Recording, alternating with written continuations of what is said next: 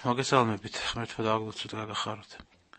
ჩვენ წინა შეხვედრის დროს ვისაუბრეთ მარხვის მნიშვნელობის შესახებ, რამდენად საჭიროა ის ადამიანისათვის, რამდენად აწესრიგებს ის ადამიანის სულიერ ცხოვრებას, შინაგან მდგომარეობას, როგორც სულიერს, ისე ფიზიკურს.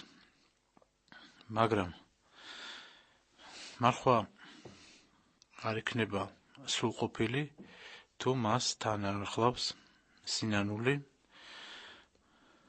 ჭეშმარიტი სინანული, განცდა საკუთარი უღირსებისა, საკუთარი ცოდვილობისა და სწორედ ეს იქნება ჩვენი საუბრის თემა დღეს.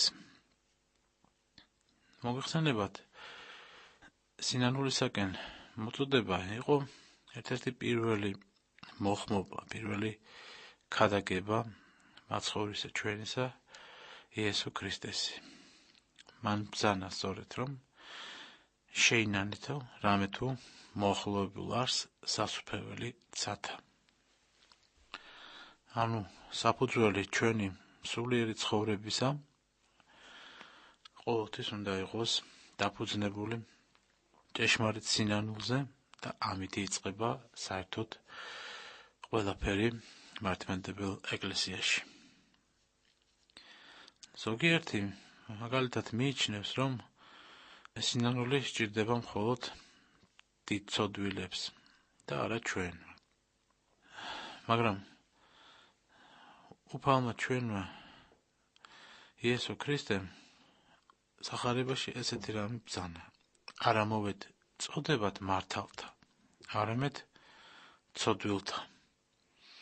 ანუ აი ამ სიტყვებით მაცხოვარი ჩვენი მიგვითითებს, რომ არ არის ღვთის წინაშე მართალი ადამიანი, რომ ყველა ცოდვილები ვართ, რომ ყველას უნდა გქონდეს განცდა ჩვენი ცოდვილობისა. მაცხოვარს ხშირად დებდნენ ბრალს ფარისევლები, მწიგნობრები, როდესაც ის ესაუბრებოდა ცოდვილებს, ვიცით, ხან მემროშე დედაკაცზე ესაუბრებოდა, ხან მეზვერეებს და ასე შემდეგ და ასე შემდეგ. და იბადება ესეთი კითხვა: რატომ არ სურდა მაცხოვარს საქმე ჰქონოდა ეგრეთ წოდებულ მართლებთან, რომლებიც წარმოადგენდნენ იმ დროინდელ იუდეულ კასტას, კერძოდ ფარისევლებს და მწიგნობრებს? პასუხი ალბათ ძალიან მარტივია, იმიტომ რომ ისინი თავს მართლებად მიიჩნევდნენ და სინანული საჭიროებას ვერ ხედავდნენ საკუთარ თავში, მაგრამ ეს სულაც არ ნიშნავდა, რომ ისინი იყვნენ მართლები ღვთის წინაშე და არ ჰქონდათ რომ თითქოს და ცოდვა. სინამდვილეში ისინი იყვნენ რთუნებულნი ხშირ შემთხვევაში თავისი უსაზღვრო ამბარდავნებით, ხშირად ფარისევლური დამოკიდებულებით, რაშიც მაცხოვარი არაერთგზის ამხელდა მათ და სხვა მრავალი ცოდვებისა, რა გამო საკმარისია მიუთითოთ ერთი ადგილი სახარებიდან, როდესაც ცდილობენ იუდეველები ჩაქოლონ დედაკაცი მრუშობაზე, ხოლო მაცხოვარი მიუთითებს მათ, რომ თუ რომელიმე თქვენთაგანს არ გააჩნია ცოდვა, მან პირველმა ესროლოს ქვაო და ხედავთ, რომ არც ერთი ადამიანი არ ესრის მას და შესაბამისად მაცხოვარიც მიუტევებს იმ დედაკაცს თავის ცოდვას. ჩვენ ვიცით, რომ სრულიად მართალი, როგორც ესეთი, ამ ქვეყნად არავინ არის, გარდა ერთი მაცხოვრისა ჩვენისა იესო ქრისტესი, რომელიც ჩამოვიდა ზეცად ჩვენი გადარჩენისათვის.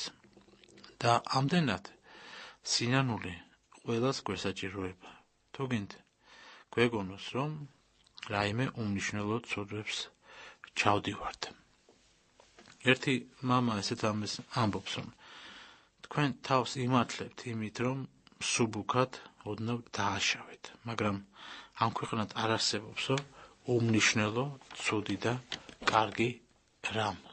არ შეიძლება რაიმე დავტოვოთ ჩვენი ყურადღების მიღმა, ან რამეზე მოვახდინოთ მოხსნათ საკუთარი პასუხისგებლობებია. და მართლაც ეს ასეა, თუ ადამიანი დიდი ცოდვილი იძირება ცოდვებში, შეიძლება მცირე ცოდვებით, რომ ავიღოთ ის ტომრით, ასე ვთქვათ, იგივე სიმძიმეს წარმოადგენს ადამიანისათვის და ერთიც და მეორეც, ანუ ქვიშერსაც და ლოცსაც შეუძლია ერთნაირად დაძიროს ადამიანი. ამრიგად, განსაკუთრებულად საჭიროა უპირველეს ყოვლისა საკუთარი ავადმყოფობის შეგრძნება, ცოდვილობის აღიარება. ამის გარეშე ადამიანი არის უიმედოდ დასნეულებული თავისი ამპარტავნებით და მოხიბლული თავისი სიკარგით, რაც სინამდვილეს არ წარმოადგენს. მაგრამ მოდით განსაზღვროთ, რა არის ეს ჭეშმარიტი სინანული. წმინდა მამა ისააკ ასური ასეთ განმარტებას გვაძლევს ჩვენ, რომ სინანული არის ღვთისადმი მიმართული მოუკლებელი ვედრება წარსულის მისატევებლად და სამომავლოდ დასაცავად, რასაც თან ახლავს შემოსულებით ახსავსე ლოცვა. სინანული ხომალდია, რითაც სული გააპობს ცოდვის უხილავს ზღვას და გადარჩება. წმინდა ეგნატე კავკასიელი კი ესე განმარტავს სინანულს, რომ სინანული არის გაცნობიერება საკუთარი დაცემისა, რამაც ადამიანურ ბუნება გახადა უხმარი, შებილწული, ამიტომ გამუდმებით სჭირდება მას გამომსყიდველი. ეხლა ისიც ვთქვათ, თუ რისგან შედგება სინანულის პროცესი. პირველ რიგში, ჯერ გონებით ვაცნობიერებთ, რომ ღვთის მცნებები დავარღვიეთ. ხოლო შემდგომ შენდობა უნდა ვთხოვოთ ღმერთს და იმ ადამიანებს, თუ ცოდვა მათ წინაშე ჩადენილ დანაშაულს უკავშირდება. მაგრამ წმინდა მამები ამბობენ, რომ ეს კიდევ არ არის სინანული. გვმართებს საკუთარი ცოდვის აღიარებას დაურთოთ შრომაც, ანუ სინანულის ნაყოფი. ეს ნაყოფია ლოცვა, ეს ნაყოფია ის, რომ ადამიანს უკვე აღარ სურს დაუბრუნდეს ძველ მდგომარეობას.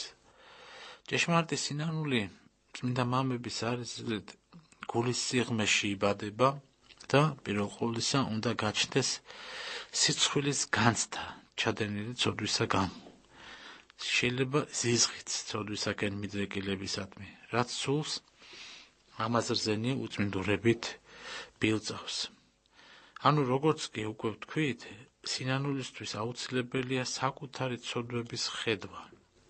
ხოლო ეს მხოლოდ მას შეუძლია, იმ ადამიანს შეუძლია, ვინც მტკიცედ უარყო ყოველგვარი კავშირი ცოდვასთან, ან ვინც მტრად მოეკიდა თავის ნაკლულებანებას, თავის ცოდვას, იმას ღმერთი, რა თქმა უნდა, მიმატლებს უდიდეს ნიშს, რასაც ქვია საკუთარი ცოდვების ხედვა.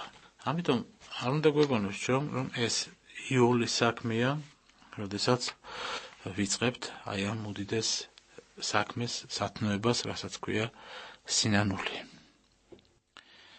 წმინდა მამები ხშირად საუბრობენ აი ამ ცნების შესახებ და ამბობენ, რომ ნეტარია ის სული, რომელმაც უღირსად შერაცხა თავი ღვთის წინაშე, რომელმაც განიკითხა საკუთარი თავი, როგორც ცოდვილი.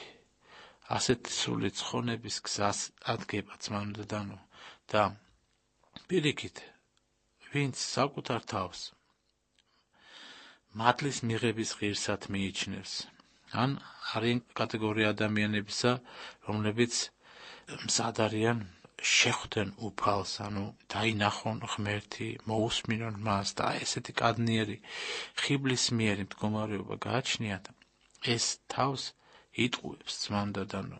ამ პარტავნებაში ესეთი ადამიანი, საიდანაც ძალიან იოლია უფსკრულში დანთქმაც. ამიტომ ჩვენი საქმე არ არის ეს. ეს არის მოხიბლული მდგომარეობა, რომელიც შემდეგ ლათინურ რომაულ ეკლესიაში უფრო მეტად გამოვლინდა და გაიდგა თავისი ფესვები, როდესაც მათი წმინდანები ცდილობენ, რომ მიემსგავსონ ღმერთს, შეხვდნენ მას, კადნიერი შეხედულებები აქვთ ამის მიმართ და იმყოფებიან მართლმადიდებლური სწავლების თანახმად უაღრესად დიდ და ღრმა ხიბლის მდგომარეობაში. გლოვა და სინანულის განცდა ეს არის ის ერთადერთი, რაც ცოდვათა შენდობის მავედრებელ სულს სჭირდება. სწორედ საკუთარი ცოდვის ხედვა შობს აი ამ დიდ სათნოებას, რასაც ქვია სინანული. და სინანული კიდე თავის მხრივ გვანიჭებს განწმენდას, რაც არის საწინდარი სასუფეველისა და მარადიული ნეტარი ცხოვრებისა. მაგრამ საკუთარი ცოდვების ხედვა არის ძალიან დიდ შრომასთან დაკავშირებული. საკუთარი თავისადმი უაღრესად დიდ ყურადღებას მოითხოვს. უფრო თავგანწირვასაც კი ვიტყოდით ამას, რომ რათა არ არის ეს იული საქმე. ჩვენ ყველანი მიდრეკილნი ვართ ცოდვისადმი. ყველას გვაქვს ეს უძლურება საოცარი, როცა თითქოს და გვინდა, მაგრამ არ შეგვიძლია. და მოგეხსენებათ, რომ ცოდვები ღრმად არის ჩვენში გადმული და ამიტომ იქიდან გამოსვლა ადამიანმა დიდი ძალისხმევის ეკლესიის მეშვეობით უნდა მოახერხოს. ადამიანი, რომელიც ფიქრობს, რომ მას შეუძლია საკუთარი ძალისხმევით ამის გაკეთება, ის ცდება.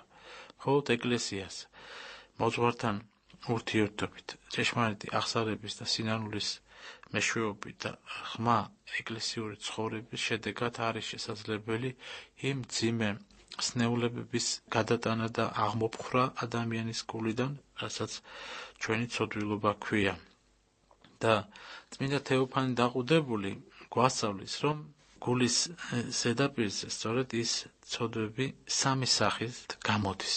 ესენიაო თვითგანდიდება, ეს არის ანგარება და ასევე სიამოვნებათა სიყვარული, რომლებისგანაც შემდეგ იშვება სხვა უამრავი ცოდვა და ბნება.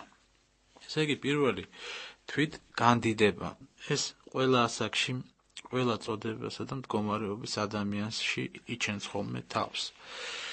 მიუხედავად იმისა, წარმოადგენს ეს ადამიანი რამეს თუ არა, სამწუხაროდ ყველა ამბარდავნებს, ყველა ვქედმაღლობთ და ყველას გვაქვს ეს თვითგანდიდების სურვილი.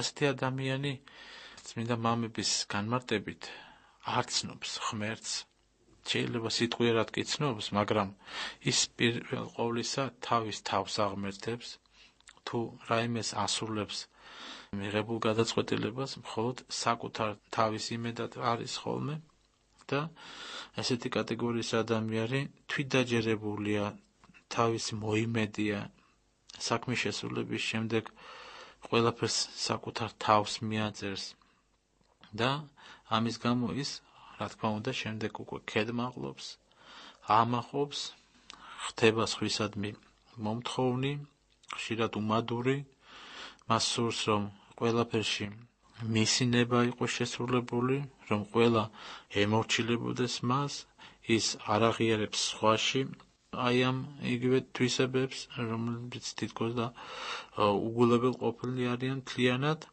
და ის ასეთი ძალაუფლების მოყვარი ადამიანი სხვებისაგან, რა თქმა უნდა, ვერ ითმენს ვერანაირ ზეგავლენას, ვერ ითმენს ვერანაირ რჩევადარიგებას და ეს არის საკუთარი თავისთვის კერპი, ღმერთი და რაც არის წარწმენდელი მდგომარეობა. სწორედ აი აქედან წარმოიშვა ეს თვისებები, სწორედ თვითგანდიდების სურვილი შობს უამრავ ნაკლს ადამიანში და ჩვენ უნდა მივაგნოთ, რა თქმა უნდა, იმ პირველ წყაროს, რაც არის ადამიანისთვის უფრო მეტად მძიმე. ყველა ადამიანს მოგეხსენებათ აქვს საკუთარი უფრო მეტად დიდი გამორჩეული ცოდვა, რომელსაც უნდა იქნეს პირდაპირი, უფრო ძალისხმიერი მეთოდებით სწორედ ბრძოლა იმ კონკრეტული ცოდვისადმი, რომელიც განსაკუთრებულად უჭირს მას. მეორე, ეს გახლავთ ანგარება. ანგარი ადამიანი ფიქრობს, რომ მინდა ყველაფერი მე მეკუთვნოდეს. ეს არის მოკლე დახასიათება ანგარი კაცისა. ანგარებიანი ადამიანი სიტყვას არ იტყვის, ნაბიჯს არ გადადგამს და მოძრაობას არ გააკეთებს, ისე რომ იქიდან რაიმე სარგებელი არ პოვოს, არ ნახოს და ასე აქვს ყველაფერი ხშირ შემთხვევაში გათვლილი, მოწესრიგებული, თითქოს რომ ყველას და ყველაფერს, რასაც არ მიეკარება, თავისი წილი სარგებელი შეაქვს ხოლმე მის სამსახურში.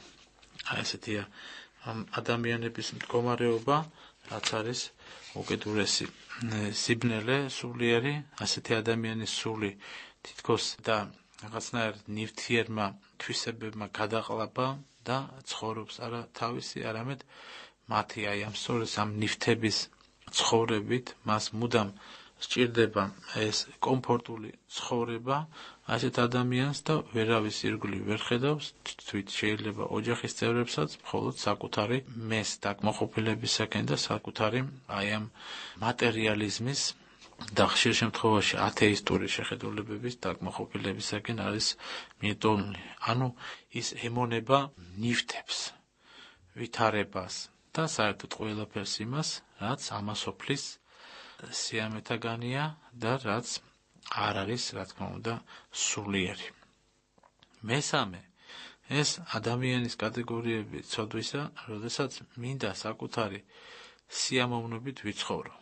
ანუ ცხოვრების წესი აქვს, ესე იგი, სიამოვნებით ცხოვრება, ანუ მუდმივად ეძებს მიისწრაფის მხოლოდ და მხოლოდ სიამოვნებისაკენ, ეს, რა თქმა უნდა, სხვადასხვა გვარისაა, ასეთი ადამიანის სული ახორცულ ვნებებს, გრძნობებშია ჩაფლული და ზეცაზე და სულიერზე საერთოდ არც ფიქრობს და შეიძლება ითქვას არ შეუძლია ამაზე ფიქრი, იმიტომ რომ ის არის მუდმივად ამ ხორცულ ვნებაში, სიამტკბილობაში ჩაფლული. მან იცის მხოლოდ ის, რომ სიამოვნების სხვადასხვა სახეები არსებობს და მარტო ამაზე შეუძლია მას საუბარით, მსჯელობაც, მარტო ამ შეხედულებით ცხოვრობს და თუ ადამიანი მას სულიერზე დაელაპარაკება, რა თქმა უნდა, საერთოდ ვერ იტანს ესეთ ადამიანებს და ხშირ შემთხვევაში ვერაფერს საერთოდ ვერ ნახულობენ და უფრო მეტიც შეიძლება მტრულადაც კი განეწყოს ისეთ კაცს, რომელიც თავისი ცხოვრების წესით ამხელს ამ კატეგორიის ადამიანებს. როგორც წესი, სიამოვნების მოყვარულ ადამიანს აქვს ჭამას მისაკენ მიდრეკილებები, უზომო გარყვნილებისაკენ, გემოთ მოყვარეობისაკენ. მაგრამ ჩვენ უნდა ვიცოდეთ ერთი რამ, რაც არის უდავო ფაქტი.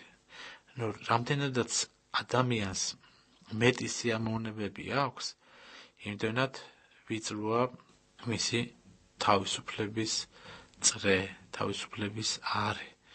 და ვინც ყველა სიამოვნებას ფლობს, შეიძლება ითქვას, რომ იგი ხდება სხეულის სრული მონა, სრული ტყვე და რასაც კატეგორიულად ეწინააღმდეგება მართლმადიდებლური მსოფლმხედველობა, რომელიც ამბობს, რომ სწორედ ჭეშმარიტი თავისუფლება ადამიანის შეიძლება მოიპოვოს მხოლოდ და მხოლოდ ცოდვისაგან განთავისუფლებით და ადამიანი, რომელიც იმყოფება ამა თუ იმ ცოდვაში, ან მრავალ ცოდვაში, ყოველივე ამ ცოდვის მონა ხდება. ჩვენ სამწუხაროდ ხშირად ვამბობთ ესეთ რამეს, რომ რა გავაკეთე ასეთი, რომ არ მიდის ჩვენი ცხოვრება კარგად, ვერ ვამჩნევთ ჩვენს ცოდვილობას.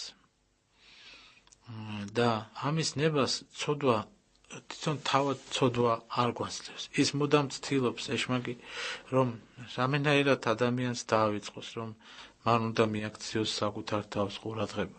რამენაირად გადაიტანოს თემა სხვა საგნებისაკენ და უფრო მეტიც ადამიანს ამყოფებს მუდმივ რაღაც მომავლის ძიებაში. ის ერთი საქმიდან ხშირად უმალვე გადადის მეორე საქმეზე, შემდეგ ეჩქარება მესამე საქმის გაკეთება. ანუ ადამიანს ისეთ განწყობას უქმნიან, რომ თითქოს და ის საქმიანია, თითქოს და მას ბევრი საქმე აქვს და არცალია საკუთარი სულისათვის, არცალია ეკლესიაში მისვლისათვის, არცალია ლოცვისათვის და სინამდვილეში, როგორც წმინდა თეოფანი დაყუდებული ბრძანებს სამართლიანად, რომ ასეთი კატეგორიის ადამიანებსო აწყობთიო, მხოლოდ ხელები, ფეხები და ენა აქვთო დაკავებულიო, ხოლო დანარჩენი ყველაფერი გონება, ნება, სული, რაღაცა სხვა საგნებით არის დაკავებული, რაც არის ყოვლად მიუღებელი ჩვენი ცხოვრებისათვის და სულიერი ცხოვრებისათვის პირველ ყოვლისა. დედა ეკლესიამ არაერთი მაგალითი მოგცა ჭეშმარიტი სინანულისა. ჩვენ შეგვიძლია რამოდენიმე მათგანის შესახებ ვისაუბროთ მოკლედ. ძველ აღთქმაში საოცარი მაგალითი გვიჩვენა ჩვენ ნინეველებმა სინანულისა, როდესაც მათ მიმართ გაჟღერდა რისხვის წინასწარმეტყველება, რომ ისინი დაიღუპებოდნენ თავისი ცოდვებისა გამო, ამიტომ მათ დაიწყეს გულხმოვანი ქმედითი და არა მხოლოდ სიტყვიერი, არამედ სულ ხორცამდე გაჟღენთილი სინანულის მდგომარეობაში იყვნენ და აი ესე წერს მათ შესახებ წმინდა წერილი, რომ თაემორწმუნეს კაცნი ნინეველნი ღმერთსა და ქადაგეს მარხვაი და შეიმოსეს ძაძე. დიდიდან მათით და ასდგა ნინეველთა მეფე საყდრესაგან მისისა და მოიძარცვა შესამოსელი მისი მისგან და გარე მოიტყა ძაძაი და დაჯდა ნაცარსა ზედა. და იქადაგა კაცნი და ცხოვარნი, ძროხანი და ცხოვარნი ანუ ნუიგემებენ ნურარასა და წყალსა ნუსმე ნუცა ძოენ და მოექცია კაცმა გზისაგან, თვისისა, ბოროტისაგან და სიცრუისაგან. მიაქციეთ ყურადღება, მთელი ქვეყანა, ანუ მეფიდან დაწყებული, არა თუ ადამიანი დამთავრებული, არამედ პირუტყვით დამთავრებული, ყველა გლოვაში იყო, ყველა მარხულობდა და უფრო მეტი არც ჭამდნენ საკვებს, მეფემ თავისი პატივი აიყარა და ნაცარი დაიყარა თავზე. ჩვენ აქ ვხედავთ უაღრესად ქმედით სინანულს ადამიანებისა მთელი ქვეყნისა, რამაც მოიტანა კიდეც საოცარი შედეგი, ნინევია გადარჩა, წინასწარმეტყველება არ აღსრულდა. ეხლა ვნახოთ კიდევ ერთი საოცარი მაგალითი დავით მეფსალმუნისი, დავით მეფისა, როდესაც ნათან წინასწარმეტყველმა იგი ცოდვაში ამხილა და ვიცით რომ მისი შვილი დასნეულდა და შედეგი სწორედ აი ცოდვებისა იყო ეს შვილის ავადმყოფობა, დავითმა დაიწყო ლოცვა და მარხვა. განმარტოვდა მიწაზე გაატარა მთელი დღე და ღამეები და როდესაც შევიდნენ მასთან სახლის უხუცესნი, რათა წამოეყინებინათ ის, მან არ მოისურვა ამისი გაკეთება, არც პური გატეხა მათთან ერთად, ანუ საერთოდ იმდენად მკაცრი იყო მისი სინანული, რომ ის საერთოდ მიწიდან არ ამდგარა ძმანდადანო და უფრო მეცაც ვიტყვით, ეს სინანული მისი მთელი ცხოვრების განმავლობაში გრძელდებოდა და სწორედ სინანულის მდგომარეობაში დაწერას ეს საოცარი 50-ე ფსალმუნი, რომელსაც ჩვენც მონანულ ადამიანებს ურჩევთ, რომ ხშირად წაიკითხონ და ეპიდემიის სახითაც ვაძლევთ ხოლმე. აი ამ ორივე შემთხვევაში ხედავთ ჩვენ ქმედით სინანულს მონანულებისა და საკუთარი თავის რაღაც არაჩვეულებრივ თვით დასჯას, რაც არის ნამდვილად ყველაზე რთული საქმე კაცისათვის და ადამიანი, რომელიც აი ამ სინანულს შეასრულებს, მას რა თქმა უნდა ეტევება ის ყოველივე შესუდებანი, ის მისი სული, გული, ნება იწმინდება ყოველივე ბილწებისაგან, ვინაიდან არ სურს მას უკვე მიუბრუნდეს იმ წარსულ ცხოვრებას. რა თქმა უნდა, მნიშვნელოვანია არა თვით ღვაწლის ფორმა, ის შეიძლება რა თქმა უნდა სხვადასხვა გვარი იყოს ყველა ადამიანში და ნებაყოფლობითი იღებს მონანული ადამიანის სული აი ამ თავის ღვაწლს, მაგრამ სინანულისადმი მოშურნეობა, ცოდვისადმი სიძულვილის ხარისხი, საკუთარი აი ამ სიბილწის ცოდვილობის განცდა, რა თქმა უნდა ადამიანში უნდა იყოს ღრმა და ძირფესვიანი. აი ასეთ მოშურნეობას აფასებს ჩვენში უფალი და რაც არის მიზანი სწორედ ჩვენი სულიერი ცხოვრებისა, რათა აი ამ მდგომარეობით წავდგეთ ღვთის წინაშე და მოვიპოვოთ ნანადრით თავისუფლება და ბედნიერება. ეხლა რა უნდა შევინანოთ?